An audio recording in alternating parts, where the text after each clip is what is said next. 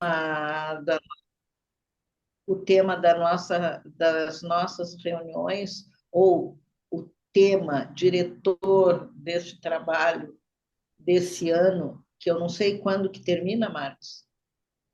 Eu já estou assim no final do ano. As Quantas reuniões, reuniões ainda? a É, gente tem mais duas depois dessa. pois é. Então, tinha ficado, desde que o Marcos propôs, somos todos neuróticos de guerra. Então, ele apresentou a questão da guerra e do conflito, né? E depois nós entramos com outros convidados para falar dessa questão que é bem complicada. Não é só guerra como a gente vê na televisão, é, como é que é a Rússia contra como é o nome do país lá? Falei Croácia, mas não é. Como é que é? Ucrânia e nem o Hamas contra Israel, né? Isso aí é a noção que a gente tem de guerra. Assim, são guerras territoriais. Nós temos muitas outras guerras, né? Nós temos guerras e conflitos conosco mesmo. E sem falar de conflitos políticos que nós vivemos, nós estamos vivendo agora, atualmente, aqui no Brasil, né? Um conflito político assim bem muito escancarado, porque se resume à esquerda e direita, e a gente sabe que o conflito mesmo ele tem muitas variáveis a mais do que apenas dois lados, né? Então, inclusive, os nossos conflitos pessoais, eles são transpassados por esses estados de guerra. Nós também, muitas vezes, estamos em guerra com os outros, né, nossos colegas, nossos professores, quando são alunos professores, é sempre uma relação de oposição, né? Então, mas nós temos conflitos e guerras interiores, né?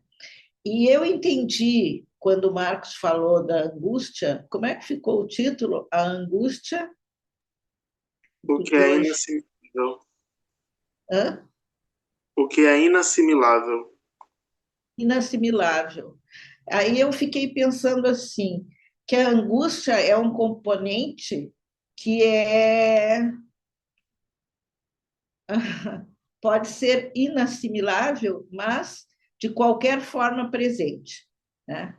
Em qualquer situação de conflito ou qualquer situação que envolva é, pessoas, estou falando pessoas, sem contar que, além desse estado pessoal, né, nós temos os conflitos subjetivos, que não precisa necessariamente ser de uma pessoa a outra pessoa, é conosco mesmo, né?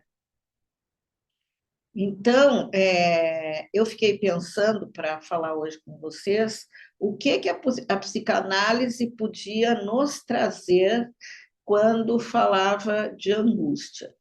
E quando nós falamos em psicanálise, é claro que nós falamos em sintomas e estruturas, né?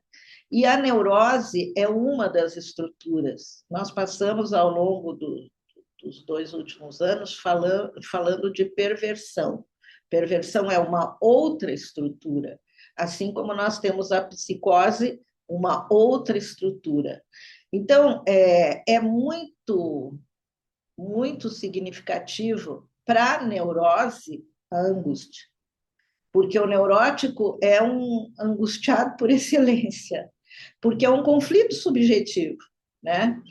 E eu posso falar com vocês sobre como eu vejo a angústia a partir do Lacan. Não vou nem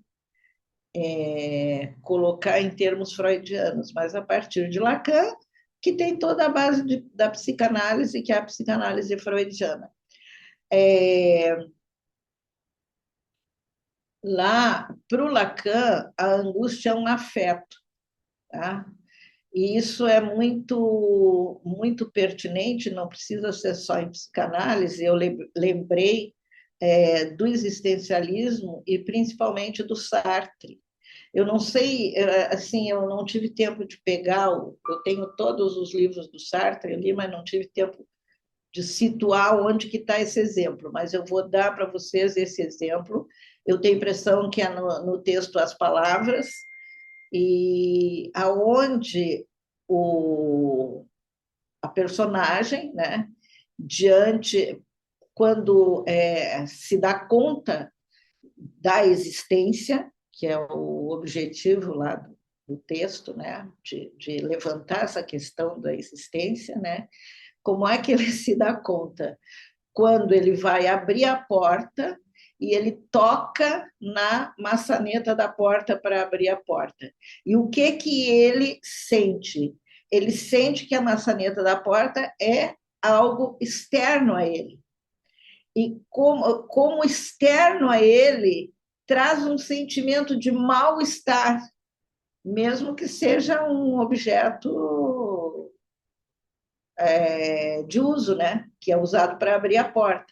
Então, quando ele toca na maçaneta, ele tem todo esse sentimento, né, da existência, não apenas da maçaneta, mas dele mesmo, né? Que está ali nesse momento. Então,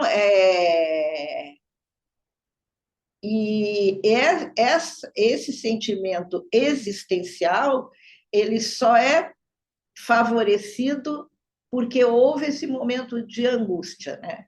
Então, isso seria um sentimento, né? E para o Lacan, a angústia é um afeto.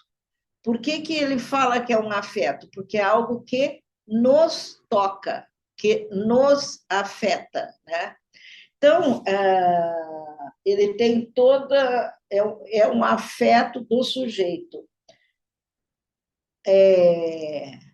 O Lacan tem um seminário, é o seminário 10, eu acho, né? Não tenho bem certeza. É o seminário 10 sobre a angústia. E por que, que o sujeito é afetado e se sente nessa situação, né? Não é pela maçaneta na porta, mas é como se fosse, é pelo grande outro. Tudo que é fora sujeito. Então, é a partir do grande outro que ele é, sente isso, né? Então, não há angústia sem sujeito e nem angústia sem objeto, tá? E é na relação dos dois que isso se produz. Legal, tá? Nós estamos falando em termos bem empíricos, mas no procedimento analítico, como é isso? Quando Lacan fala de objeto, ele não fala assim, o pai, a mãe, o filho, a maçaneta da porta tá, né? Ele vai falar que existe um objeto, o objeto A, que é justamente esse objeto que é algo, mas que é diferente para cada um, né? A gente não pode dizer que o objeto A em psicanálise é o nariz, né? O Freud vai falar lá do brilho do nariz, né? De uma paciente ou de uma personagem lá, não estou bem lembrada. Eu vou ter que botar só um momentinho, que eu vou ter que botar aqui, que eu vi que está me avisando que vai cair a bateria. Só um momentinho. O brilho do nariz, voltando a isso, é muito importante. Não é o nariz que é o objeto, é esse ponto, né? Esse ponto que provoca alguma coisa no outro. Então, nós dizemos que isso é o objeto. Espera aí só um pouquinho, gente, me desculpem, mas eu tenho que achar o carregador, tá? Pode continuar, Marcos.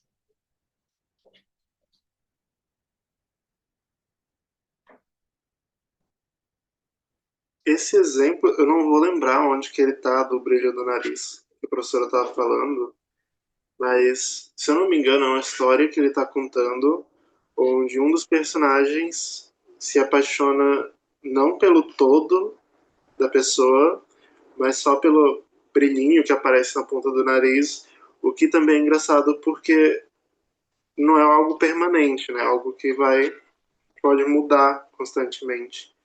E isso que a professora Cristian estava falando da angústia é interessante porque ela sempre aparece em relação a alguma coisa, né? Ou então é sempre dentro de relações.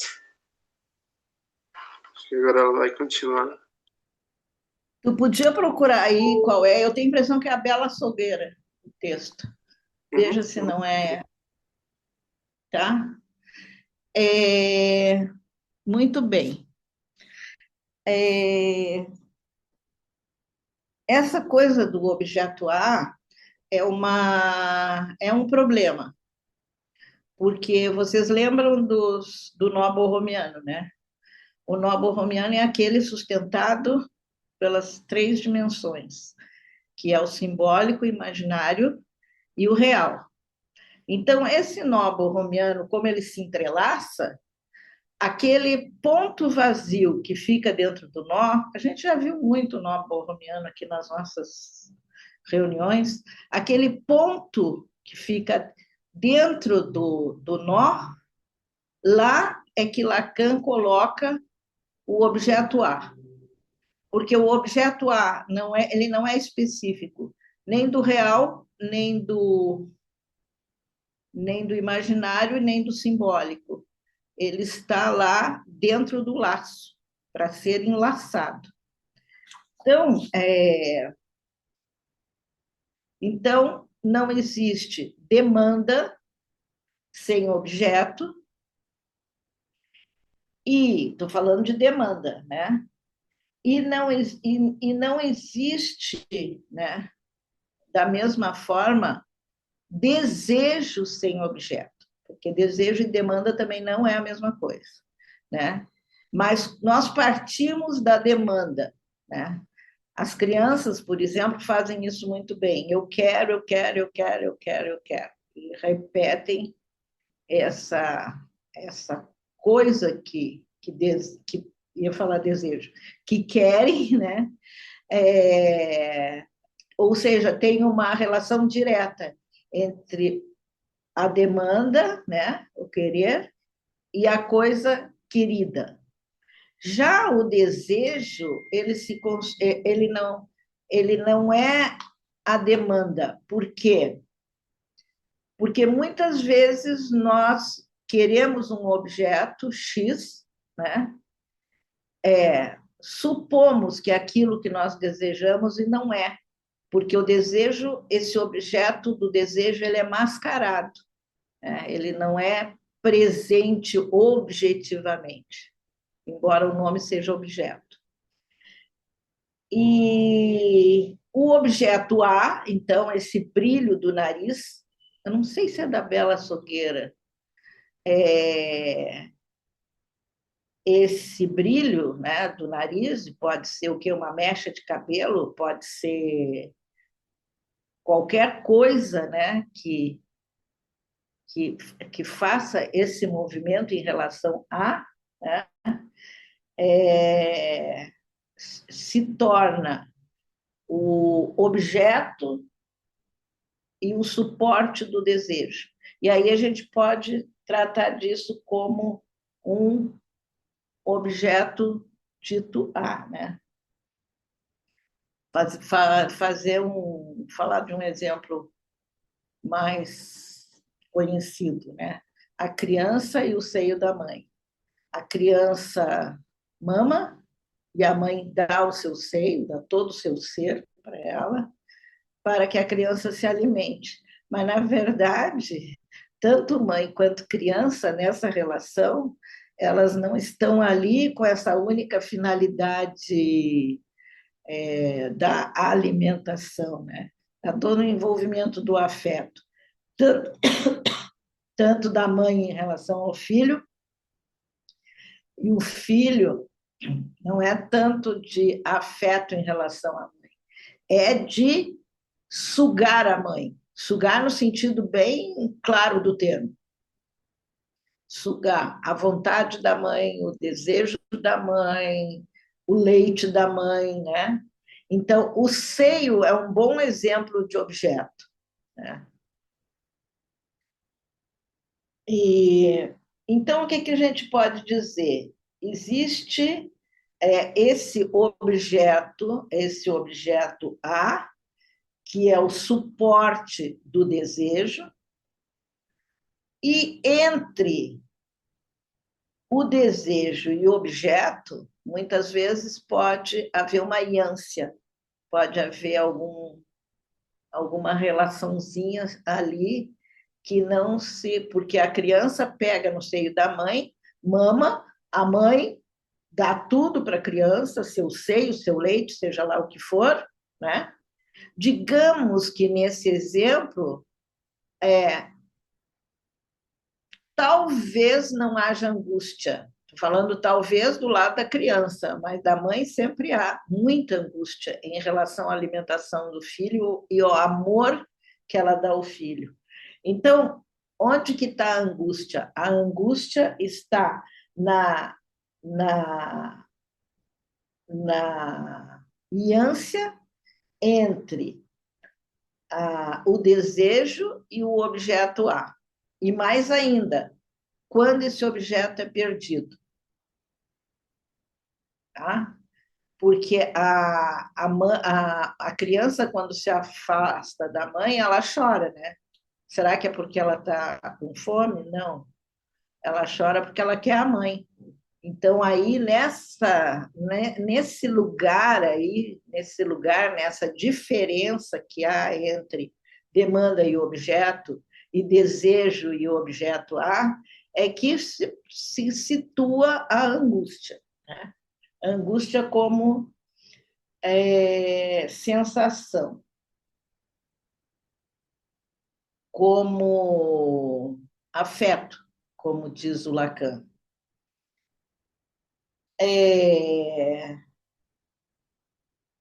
Quer ver outra coisa? Aí a gente está falando do objeto, da demanda do objeto e do desejo em relação ao objeto e o grande outro. Mas vejam bem, nesta relação da criança, por exemplo, com a mãe, quando, em alguns casos, a criança não se sacia, ou mama até vomitar, ou a mãe empurra o seio na criança e faz a criança vomitar muitas vezes, né? O que acontece nessa relação, né? Dessa insistência da mãe em relação à criança ou da criança em relação à mãe. Aí tem um espaço que a gente chama de gozo, tá? Que é um prazer absoluto, mas é um prazer que transborda. Tá? Então, este prazer que transborda e que nós vimos muito na perversão, isso aí é o gozo. Né? Então, todos os elementos da lógica lacaniana estão aí presentes. Objeto A, prazer, gozo, prazer, gozo, grande outro, né? Que seria este outro, né? Não é o outro pequenininho, não é a mãe, é o grande outro, que a mãe representa. Estão aí presentes. E nessa relação que se dá, né, algum tipo de encontro ou desencontro aí gera angústia. Por isso que a angústia é um sentimento. O outro exemplo que eu tenho aqui, que é mais complicado, que é do orgasmo. O orgasmo em si mesmo, ele é angustiante, porque o orgasmo, a pretensão do orgasmo é ser uma satisfação completa.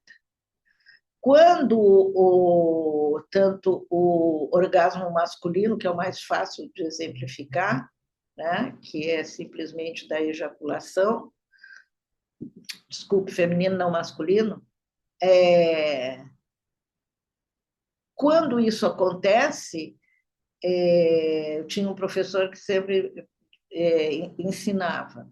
Depois que o homem transa e ejacula, o que acontece com o homem? Ele vai dormir. Esse ir dormir é a angústia de ter se satisfeito e não ter se satisfeito. Então, a angústia é esse intervalo, né?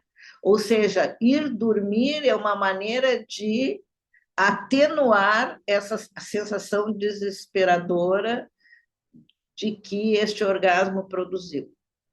Isso aí é do Lacan também, né? Então,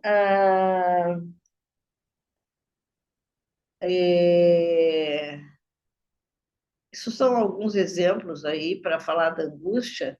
E tem uma outra coisa que eu queria falar para vocês, que é bem importante, é que a gente falou muito também lá quando trabalhou as perversões, e é como começa o trabalho que nós fizemos sobre as perversões, com os 3 ensaios de psicanálise do Freud.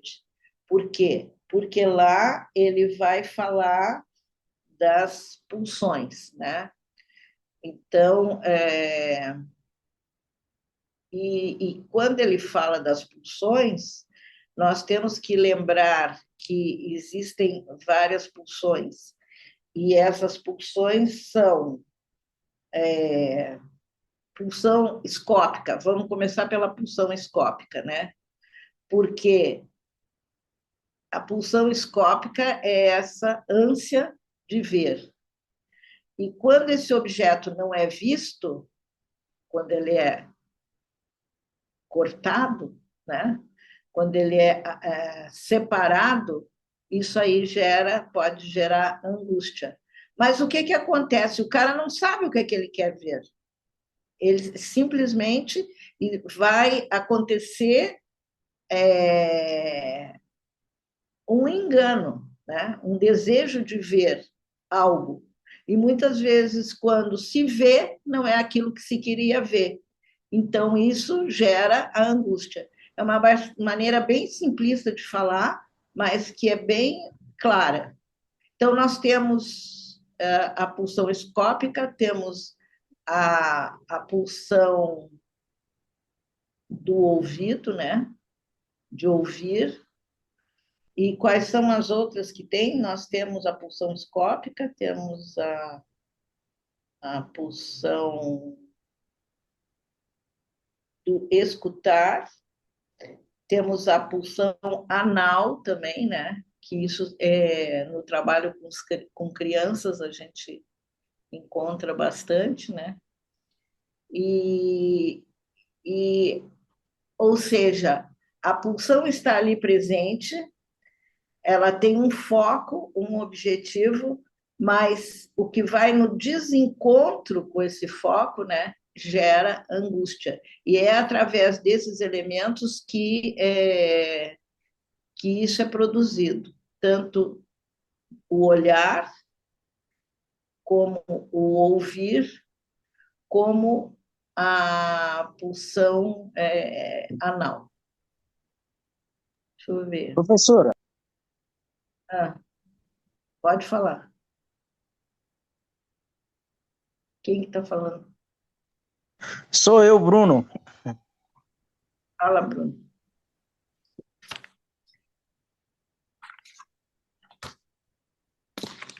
Pode falar. O microfone dele que cortou. Agora foi? Tá indo? Em relação à angústia da questão do quando o homem, né, ejacula e tal e vai dormir. Quando eu era seminarista, eu me sentia muito culpado, né? Então, Sim. assim, depois que eu consegui romper com essa ideia do cristianismo, etc., né, graças à filosofia, à psicanálise, etc., para mim ficou assim, como é que eu posso dizer? Gerou uma angústia pelo fato de eu não me sentir mais angustiado. Eu gostaria não sei se eu estou me fazendo compreender, e eu gostaria que você explicasse um pouco melhor a relação dessa angústia. Porque aí, acho que porque aí você se sentiu culpado, porque eu esqueci de falar da culpa, mas a culpa justamente Perfeito. ela, ela se apresenta, né, para tamponar, né, o gozo absoluto, né? Então, a culpa se dá justamente. Você lembra do mito do Totem e Tabu? Lá no Totem e Tabu, eu aconselho sempre a começar pelo Totem e Tabu, porque tinha uma sociedade ideal, né?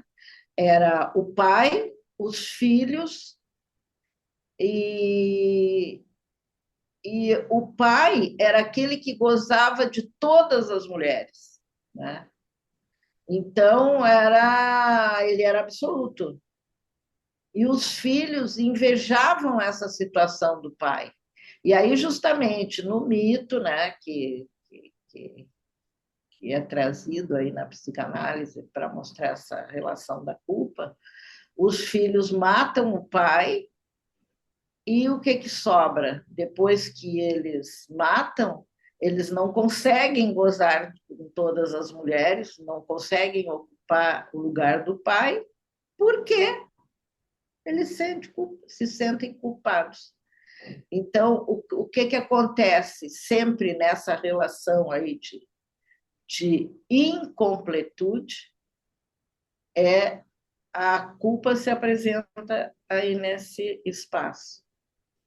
Então, a questão aí, esse professor que eu tive, ele dava sempre esse exemplo do coito, e que o homem se satisfaz, né? E depois vira para o lado e dorme, né? Porque o gozo é insuportável. Então, gozo absoluto. Então, ele dorme justamente. Aí não é a culpa, aí é para fugir desse gozo insuportável e também tamponar a angústia. Porque a angústia vai se apresentar aí, a partir desse mito aí, né, da Horda Primeira e tal. O Freud não fala aí de angústia e nem o Lacan toma esse exemplo para falar da angústia. Mas a angústia é correlato a esses elementos aí. Agora, então, tensão demais, né, gera angústia. Mas a falta do objeto, justamente, é que produz esse, esse, esse, esse, essa manifestação aí, né? Aqui eu tinha escrito: a neurose é inseparável de uma fuga diante do desejo. Então, claro, aí o que é que gera? Gera neurose. Diante do desejo, aqui já o Lacan já traz o desejo do pai, que está por trás disso aí, né? Desejo de algo maior. Não sei se te respondi, Bruno. Tá bom, professora, tá ótimo, obrigado. É, então, são esses elementos: desejo, gozo, demanda, objeto, desejo, objeto. Porque até é interessante de ver isso, porque não há desejo sem objeto, não há desejo puro, né? Sempre em relação a esse objeto, só que objeto há, né? Porque muitas vezes a gente pensa que quer isso coisa, qualquer coisa, e realmente isso não é desejo. Eu não tenho desejo de um carro, eu não tenho desejo de um livro, eu não tenho desejo, né? Eu tenho demandas para completar o meu status quo. Agora, o desejo, ele se situa no outro plano, é aquilo justamente que ele é produzido porque ele falta. E essa falta nunca é completada, porque se a falta for tamponada, né, aí eu disse assim, consegui realizar o meu desejo. Não, o desejo é sempre desejo irrealizável. Né? Por isso que a gente coloca aí nesse lugar o objeto A, né? Essa coisa indizível. Visível do ponto de vista imaginário, objetiva pela palavra. A única solução para você contornar esse objeto é a palavra. É quando nós conseguimos sair dessa ânsia por algo que nós não sabemos o que é, mas que é um objeto, e quando nós conseguimos nomear esse objeto. E ao nomeá-lo, talvez esse processo da angústia não seja insuperável.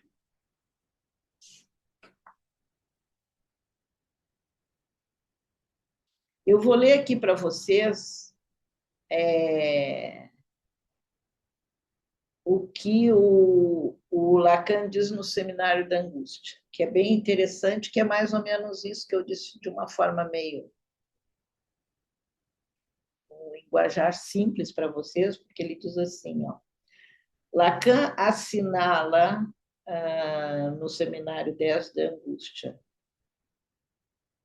Para isso, entrará em consideração o objeto A como o primeiro suporte da subjetivação na relação com o outro, e é o grande outro que ele está falando, não é o outro pequenininho, eu, tu, nós, vós, eles, né? Isto é, aquilo através de que o sujeito é inicialmente solicitado pelo grande outro a se manifestar como sujeito, pois o sujeito só pode entrar no mundo como um resto, como irredutível em relação ao que lhe é imposto pela marca simbólica, portanto, resistente à significação.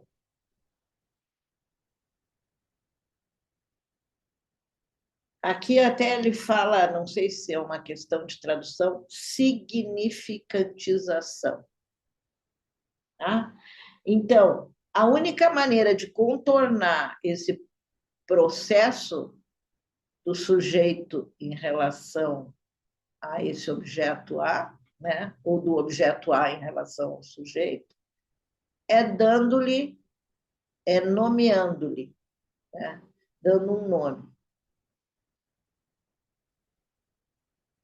Mas esse sujeito assujeitado ao desejo é um resto.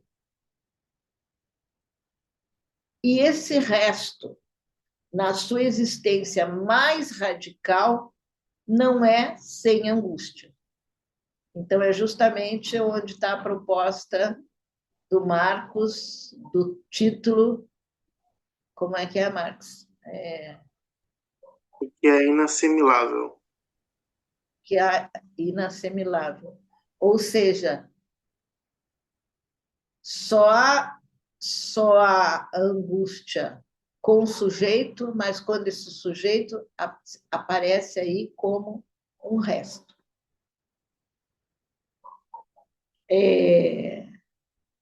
Então, esse sujeito, em sua existência mais radical, que não é essa angústia, pois a função angustiante do desejo do outro se liga a eu não saber que objeto A sou eu para o desejo. Então, vejam, o Lacan está pondo o sujeito aí como objeto. E é isso mesmo que acontece nas nossas relações. Nós somos um sujeito, mas para o outro, nas nossas relações, isso aí é dado como nós nos tornamos objeto do desejo do outro. E isso é horrível, né? Porque é uma relação, é uma posição de resto. Somos restos em relação ao desejo do outro. Quando a gente. A mesma coisa que o Bruno falou, né? Que ele disse que se sentia preso a essa culpa, né? De alguma forma, né? Não vou fazer aqui uma análise selvagem, mas de alguma forma, como o Bruno declarou que ele era seminarista, ele era um sujeito que nada mais era do que um resto em relação a essa demanda religiosa. Que não é só do Bruno, isso deve acontecer até com qualquer um de nós. Por isso que muitas vezes eu penso nas religiões evangélicas, né, que exaltam tanto, não estou criticando, não, é só que é uma maneira diferente de posição. Essas relações, a religião evangélica, por que ela dá felicidade? Porque exalta o sujeito, né? E não apresenta o sujeito ficticiamente, o sujeito não se apresenta como o resto, ele se apresenta alienado à demanda. E como alienado à demanda, ele pode se satisfazer, porque é no mesmo caso, não digo dos seminaristas que têm sua vocação, mas da grande maioria, que muitas vezes nem entraram no seminário por vocação, né? Se alienam em relação a essa demanda e isso é satisfeito. Não precisa ser seminarista, nós mesmos. Né? Quando estamos alienados à demanda do outro, do grande outro, né? Muitas vezes nós nos sentimos bem. E aí não tem angústia.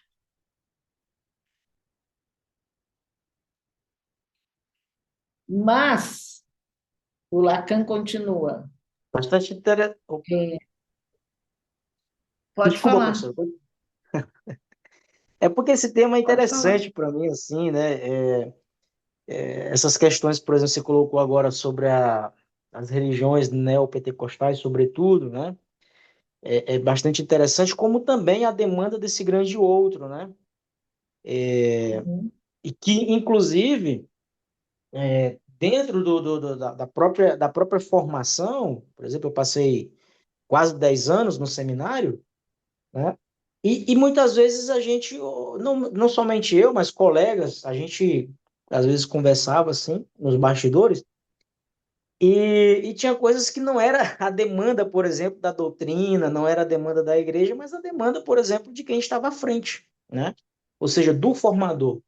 E aí, para gente muitas vezes sobreviver, e aí sobrevivia nessa grande angústia, satisfazendo a visão, né, o desejo desse grande outro, que era aquele que tinha a tutela e que tinha o poder sobre a gente, né? Exatamente. Aí, então, digamos assim, esses sujeitos se alienam a, a essa demanda. Agora, quando eu falo assim do grande outro na questão das religiões, quem é o grande outro? No caso seria Quem Deus, né? sim, exatamente, Deus. Aqui, inclusive o Lacan fala, né? Eu sou o que sou lá, aquela frase magnânima, né, que fala de Deus, né?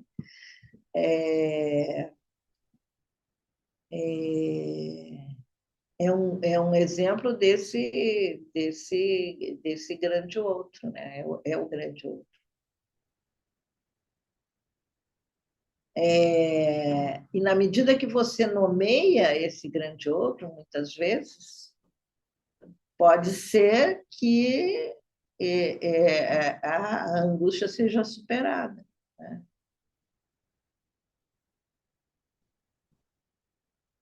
Porque Deus não é um semelhante a nós. Por isso que tem toda na religião cristã, pelo menos, né? Tem toda essa relação Deus, Pai, Espírito Santo. Até para... Eu fiz um trabalho sobre isso, lembra, Marcos? Essa dialética, né? Do Pai, do Filho e do lugar do Espírito Santo. Mas aí a gente está tratando desses elementos no nível da religião. Aqui a gente está tratando dessa demanda e objeto do desejo do outro, né? E é o lugar da angústia. Aqui, ó, aqui é O interessante. Cris, é a Milena. Eu queria acrescentar mais uma camada nessa ideia de nomear aliás, de nomear em busca de contornar o objeto A. A gente estava falando isso, e inclusive a ideia de significação seria também uma ideia de nomeação, talvez, né? Quando ele coloca o que você está lendo. Mas a camada que eu queria acrescentar tem a ver com algo que eu li esses dias, mas ela não é muito, ela não tem, eu não consigo falar a referência, mas é algo tipo: o trauma sem narrativa vira repetição. Então, a ideia de trauma e angústia, porque todo trauma com certeza é envolto em angústia. Ou não, ou a gente pode dizer que não, vamos dizer que deixa eu desenvolver e aí a gente pensa juntos. Ao não nomear, ao não conseguir, vamos dizer, fazer uma narrativa a respeito do que aconteceu e do que o trauma significou, há a possibilidade de repetição. Uhum. Exatamente. Então, isso que eu queria colocar no sentido de que nós estamos falando da angústia, e a angústia e o trauma, eles estão no mesmo, eles acabam tendo elementos comuns. E por isso que Uhum. eu achei que era interessante pensar que quando você consegue propor uma narrativa para o trauma que o seu paciente ou que você passa, você consegue não repetir, porque até o próprio desejo, como ele é insolúvel, ele tende a se repetir. Exatamente isso. Agora vejam bem como é que as coisas são. Muitas vezes você tem um relato, um trauma, né? Um relato você coloca em palavras, mas nós, muitas vezes, esse colocar em palavras se dá no nível imaginário. É como se a gente contasse uma história para aquilo, para poder se livrar daquilo, inclusive da angústia. Mas é como se tivesse alguns elementos que não se juntam, né? Então, como esses elementos não se juntam, a tendência é repetir a mesma coisa. A não repetição viria quando esses elementos do trauma fossem encadeados num nível simbólico e não imaginário. Porque alguém que passou por um trauma, tá? E aí, ou contar uma historinha para ele, como sucedeu, ou ele mesmo imaginou uma possível resposta para aquilo, para um fato qualquer, né? Só que essa historinha tem um significado, mas não tem uma significantização, que nem o Lacan diz. Isso só viria quando esses fatos se encadeassem e pudesse haver um relato não apenas coerente, lógico, racional, mas que trouxessem esses elementos do inconsciente que coordenassem esse relato, tá? Eu tive uma paciente, vou contar mais ou menos a história, né? Então, a clínica, às vezes, ajuda muito a gente a entender esse processo. Então, não é só nomear, é nomear no sentido de que é a resposta certa, entende? Achei bacana quando o Bruno falou assim, depois, quando eu estudei, fiz filosofia, até a psicanálise, ou seja, vai dando um encadeamento a esse, que não deixa de ser um trauma, a esse processo traumático.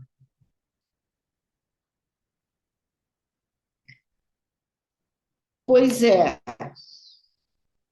eu vou continuar com essa história do nomear, que diz assim, ó, que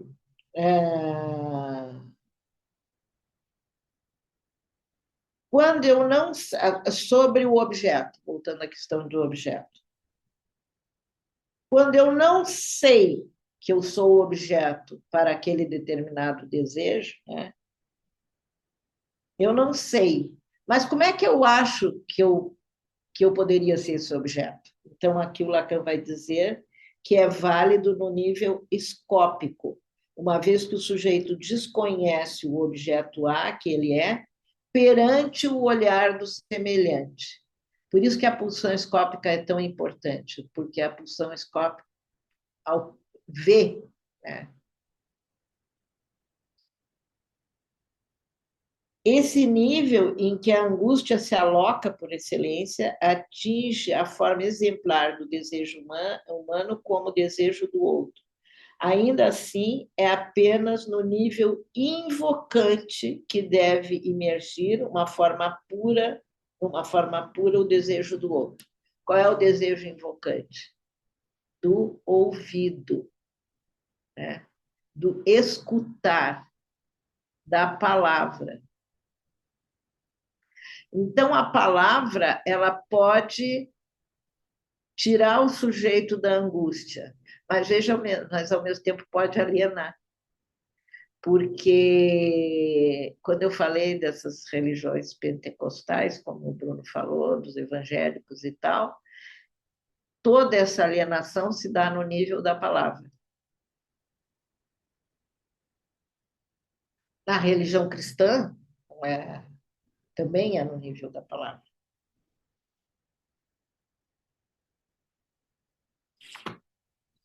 E, professor, agora é interessante porque o, há uma passagem bíblica, né, sobretudo João, que fala justamente, né, e a palavra se fez carne, Uhum. né, a palavra se fez carne. Então, assim, claro, dá pano para manga, dá pano para discussão, etc. Mas só para deixar registrado quando a senhora fala que o cristianismo como um todo e essas ramificações todas agora neopentecostal, etc., se dá pela palavra, né? Sim. E aí eu digo para vocês, né, essa questão da voz, da função invocante.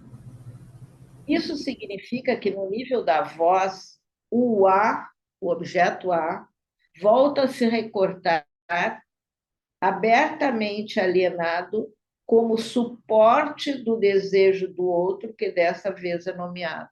Então vejam bem, a palavra, esse grande outro, Deus, no caso que a gente está falando da religião, Lacan vai falar de Deus mesmo, né? Esse grande outro, no caso Deus. Por que que ele fala Deus? Ele fala os pais da igreja. Os pais da igreja estão abaixo de Deus, né? São os padres.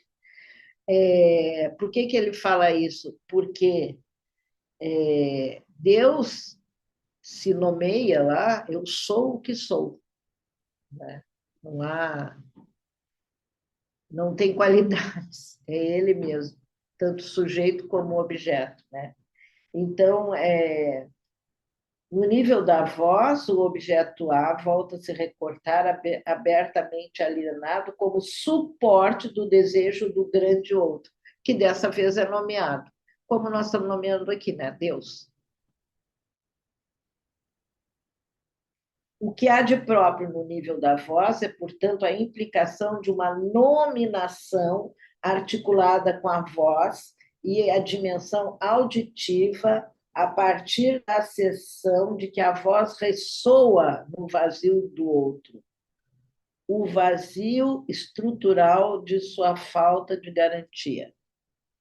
Então, é como se o nome, né, evocássemos o nome, né, em toda a sua, evocássemos, falássemos o nome e, ao mesmo tempo, escutássemos, que é a sua dimensão auditiva, a partir da acessão de que a voz ressoa no vazio do outro, né? O vazio estrutural de sua falta de garantia. O que nós fazemos quando nós nos alienamos, seja a Deus, seja ao marido, seja a nossa paixão, o que for, né? O que nós fazemos? Nós nos amparamos, nos amparamos.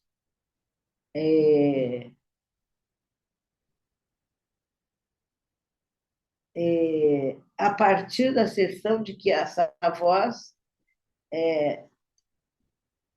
ou seja, nós buscamos uma garantia no outro, dessa falta estrutural. Quando a gente não se contenta com essa garantia, o que é que nós sentimos?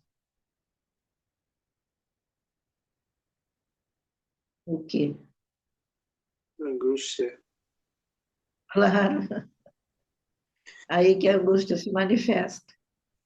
Eu estava lembrando da frase de Romeu e Julieta, quando ela fala que há em um nome aquilo que chamamos rosa, mesmo com outro nome cheiraria igualmente igual, né?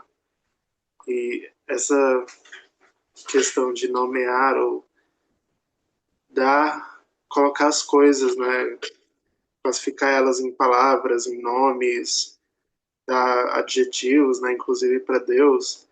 E isso estava me lembrando aquilo que a gente já tinha falado, né? Sobre o Hegel, que eu conversei com a senhora, de como nós sempre damos substantivos a Deus para tentar compreender aquilo que ele é, né? Então, Deus é bondoso, Deus é onipotente, sempre tem algo a mais além do nome nessa nossa forma de relação com um grande outro. O Lacan fala modelar o vazio. Acho bonita essa expressão. Nós modelamos o vazio para dar uma certa substância, dar uma certa consistência.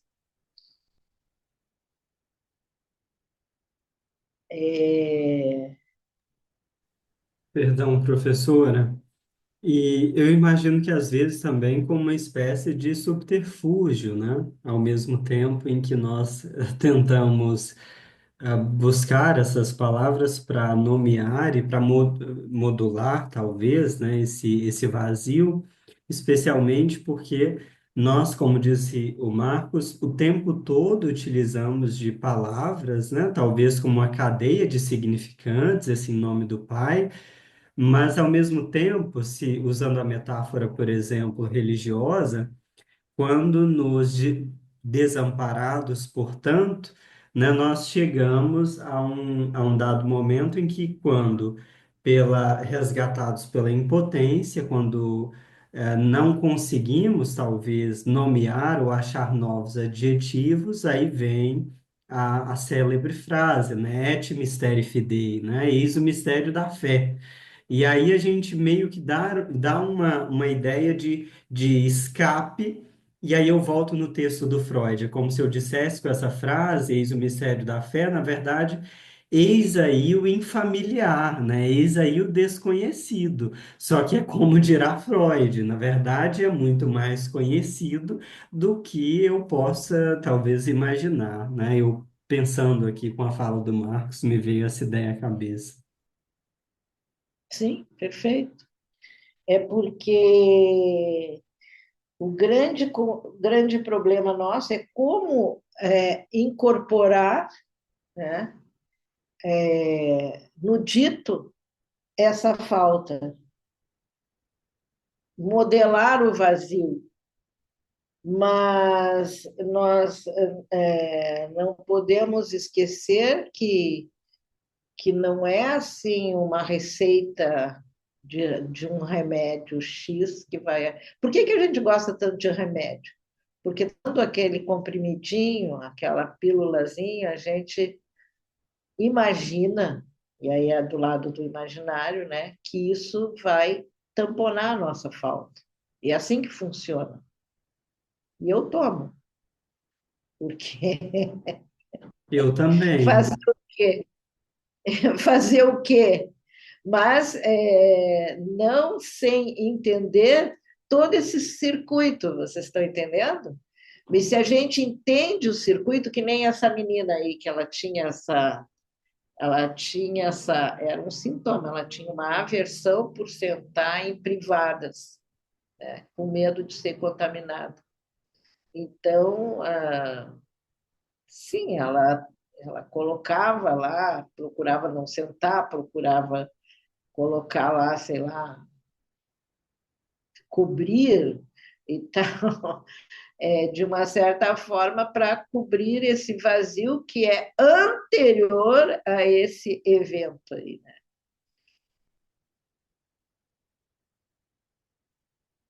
Então, aqui eu achei bem interessante, só que esse texto que eu estou lendo para vocês é do seminário, é do seminário dos nomes do pai. É 23, eu acho, né, Marcos? É de 63. Eu acredito que sim, com certeza agora. É os nomes do pai, o nome do seminário. E esse seminário, né, ele tem vários assim adendos, né? Um desses adendos, ele começa com as formações do inconsciente e depois ele vai falar da ética da psicanálise, vai falar sobre a identificação e depois sobre a angústia. O último é a angústia, para concluir com os nomes do pai. Tudo isso Lacan está fazendo, está retomando esses conceitos todos, objeto A, demanda, desejo, né, simbólico, imaginário e real, ele está retomando tudo isso para entrar na questão dos nomes do pai, não do nome do pai, porque se vocês fizerem referência a Freud, é o nome do pai, né? E ele muda isso para os nomes do pai.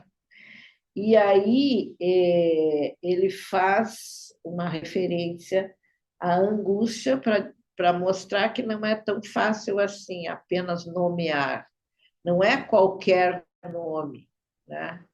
Então ele fala assim, ó, o desconhecimento do objeto A deixa a porta aberta para ser situado no campo do outro, pois só há superação da angústia quando o outro é nomeado.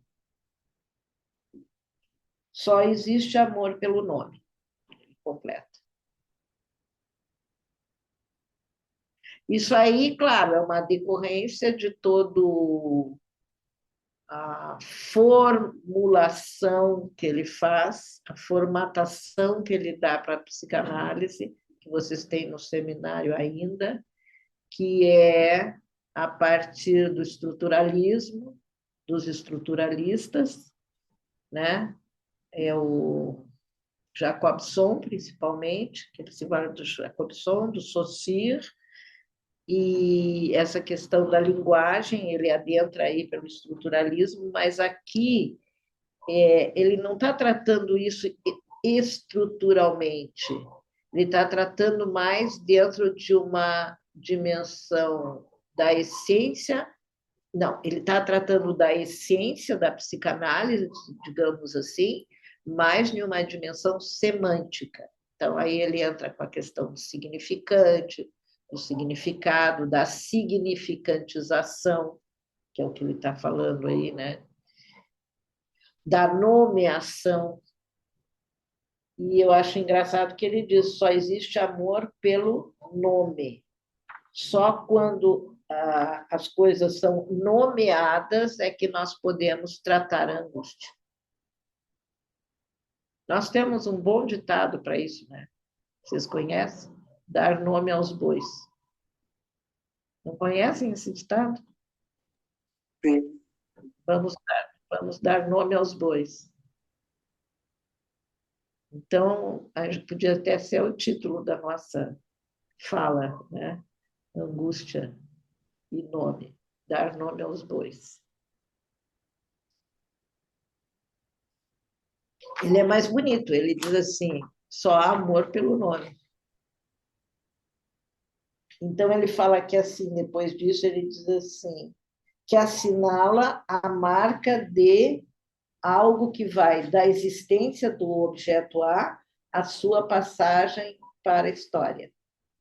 Assim, no nível escópico, encontramos a angústia por excelência, no nível invocante, a angústia poderá ser superada pela operação de nominação, que implicará a dimensão auditiva, mas também pela função paterna, algo que aponta para o pai como nome e para o pai como nomeante, a partir da identificação da criança que Freud define como a forma mais primitiva e original do laço emocional. Então, aí ele retoma o Édipo.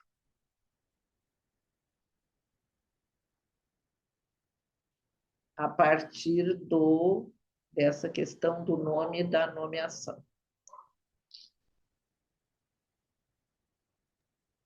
Era mais ou menos isso que eu tinha trazido para vocês.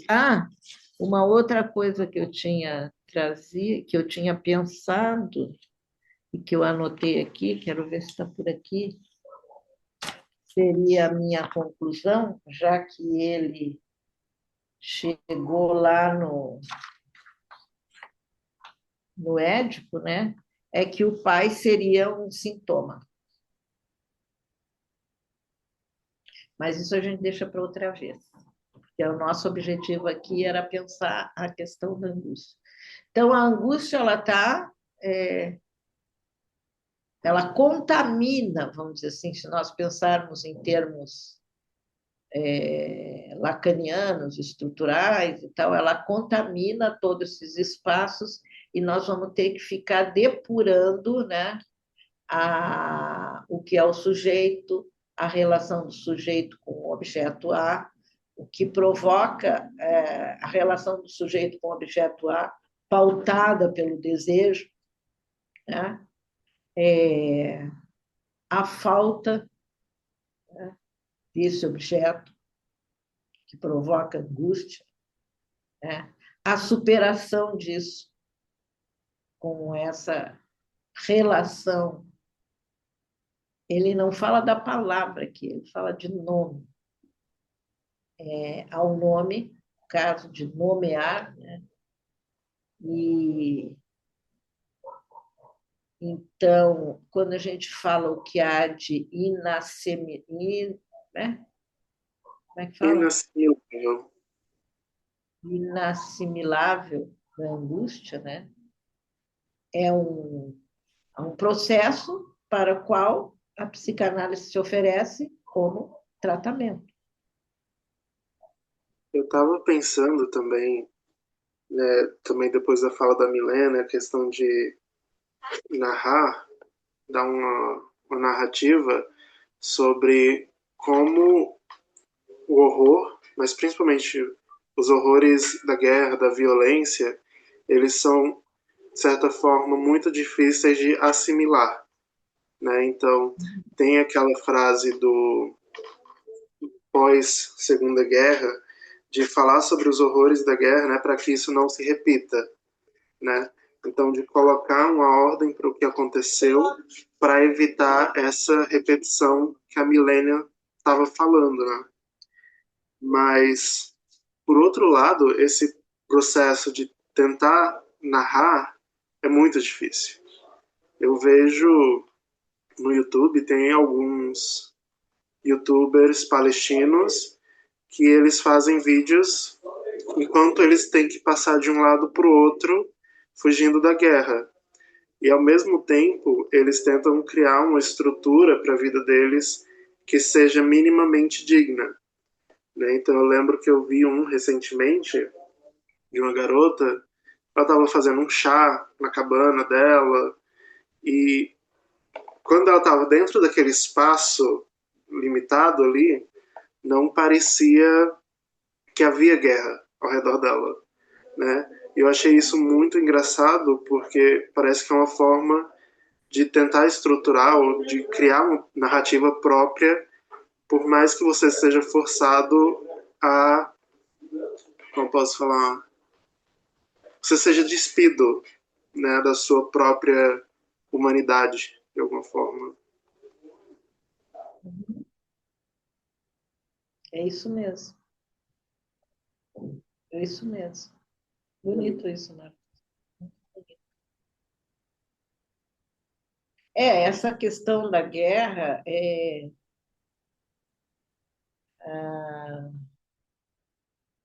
que a gente não tem, assim, não avalia, não tem noção do ponto de vista subjetivo, quanto isso é, quanto isso é traumático, né? Porque eu vejo lá na Europa, não sei se o Marco chegou a ver. Bom, lá na Suíça vocês sabem que todas as casas têm tipo de uma cave, de um porão, para, no caso de haver guerra, eles se esconderem lá, né? Veja, mas se for uma guerra nuclear, isso aí não vai adiantar nada, né? Mas tem essa materialização daquele lugar onde a pessoa pode se resguardar. O que é isso? Construir uma narrativa, claro, né? Construir um. Ou então, as pessoas elas fazem compras assim a mais para guardar, né? Para deixar de reserva. Então, esse tipo de coisa é uma maneira do sujeito tratar com esse problema da guerra, né? Se resguardar, e através desses objetos, né? Construir, vamos dizer assim, nomear a guerra, né? Guerra, o que tem na guerra? Falta alimento. O que tem na guerra? Lugar para se esconder. Então, vai construindo através desses objetos uma narrativa mesmo, né? De como vou enfrentar isso. E como é que isso pode resguardar minha integridade, não é só integridade física, é integridade física e mental. A Milena falou aqui que Interessante. são. Hã? A Milena comentou aqui os bunkers. Inclusive no Brasil tem pessoas construindo bunkers, tem pessoas que fazem vídeos apenas sobre como conservar alimentos para durar anos, né? Então, como ressecar frutas, como guardar carne por muito tempo, caso seja preciso, né? Então, Cris, mas Existe. outra coisa que eu preciso pontuar aqui, que eu estava numa escuta livre, se disse guerra é falta. Essa frase é fortíssima, porque quando a gente pensa em guerra, a gente pensa em excesso de quê? Bomba, medo, barulho, fogo. um monte de coisa. No entanto, você traz, mas espera, guerra é falta. E se a gente cavasse essa frase, né, e fosse para outras significâncias disso, seria falta de quê? Né? Se a gente pensasse em quem deflagra as guerras, muito interessante essa frase de guerra é falta. Acho que eu nunca tinha pensado assim. Então, vamos pensar. Vocês devem ter algumas posições, vamos pensar. Porque a gente pensa em guerra como excesso de excitação, né?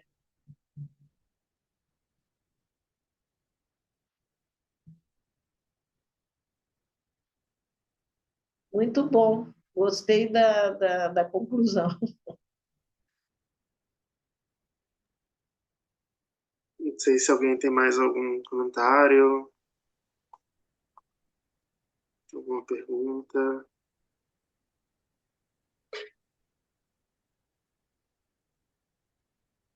Não, acho que a gente pode encerrar por hoje. O que que a senhora Então, acha? tá bom.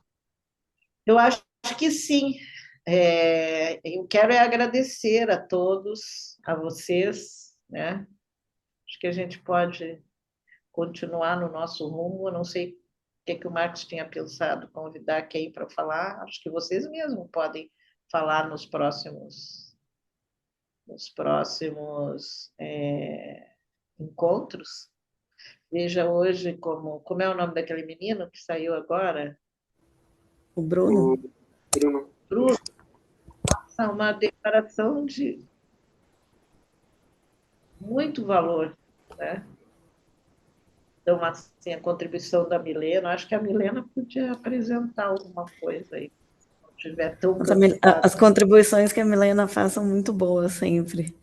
E pegando o gancho, nossa, eu anotei a mesma coisa, Milena. Para mim foi bem marcante também a questão ali, a guerra é falta, porque justamente, né, a gente sempre pensa na guerra como briga, na guerra, enfim, né, sempre muita desgraça, enfim, né, e não pensa às vezes no outro lado também, né, do que seria a falta.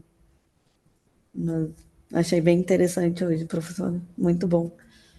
E muito bom o conceito, os conceitos de angústia.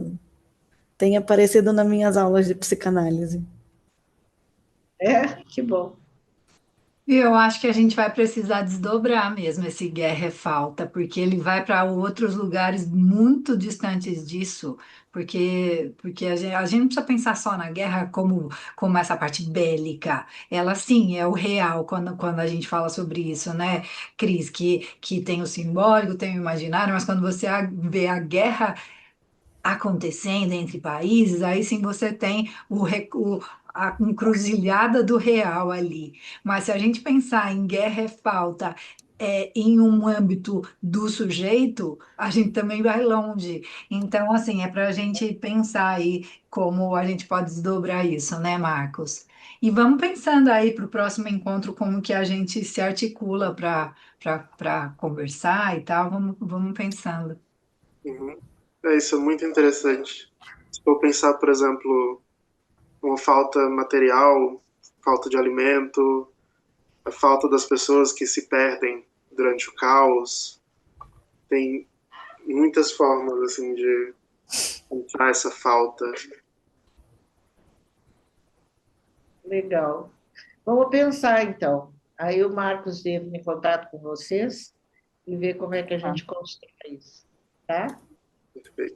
ok, perfeito. Muito Então, até o próximo obrigada. encontro. Obrigada. Até o próximo encontro. Eu que agradeço a presença de vocês. Boa noite. Boa noite. Deixa eu sair aqui.